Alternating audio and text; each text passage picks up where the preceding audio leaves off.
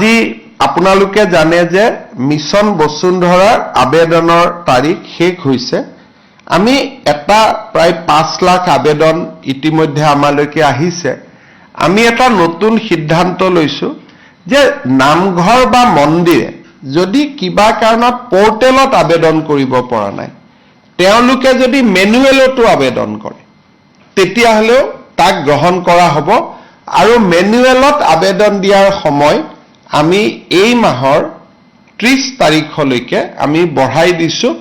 অকল ধৰ্মীয় উপাসনাৰ স্থলীসমূহৰ বাবে, স্কুল কলেজৰ বাবে, ৰাজহুৱা অনুষ্ঠানৰ বাবে তেওঁলোকে যিখিনিয়ে পোৰ্টেলে আবেদন কৰিলে ঠিক আছে, কিন্তু যদি কোনোবাই পোৰ্টেলত আবেদন কৰিব পৰা নাই বিভিন্ন অসুবিধাৰ বাবে, তেওঁলোকে মেনুৱেলিও আবেদন কৰিব পাৰিব।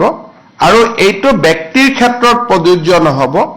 অনলি ৰাজহুৱা অনুষ্ঠান, নামঘৰ, উপাসনাৰ থলী এওঁলোকে এতিয়াৰ পৰা আমাৰ মেনুৱেলিও তেওঁলোকে আবেদন কৰিব পাৰিব। আৰু সেই আবেদনৰ সময় 30 জানুৱাৰীলৈকে থাকিব, যাতে আমাৰ এটা প্ৰচেষ্টা আছে যে নামঘৰসমূহ, মন্দিৰসমূহৰ মাটিবিলাক যাতে এইবাৰ আমি যেনে তেনে এটা ম্যাদীকৰণ কৰিব পাৰো।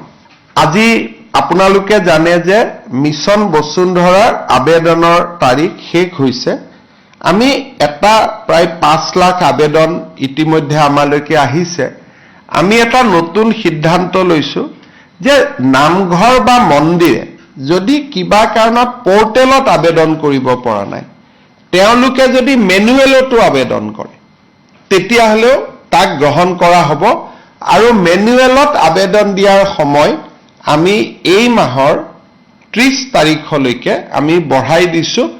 অকল ধৰ্মীয় উপাসনাৰ স্থলীসমূহৰ বাবে, স্কুল কলেজৰ বাবে, ৰাজহুৱা অনুষ্ঠানৰ বাবে তেওঁলোকে যিখিনিয়ে পোৰ্টেলে আবেদন কৰিলে ঠিক আছে, কিন্তু যদি কোনোবাই পোৰ্টেলত আবেদন কৰিব পৰা নাই বিভিন্ন অসুবিধাৰ বাবে, তেওঁলোকে মেনুৱেলিও আবেদন কৰিব পাৰিব। আৰু এইটো ব্যক্তিৰ ক্ষেত্ৰত প্ৰযোজ্য নহব।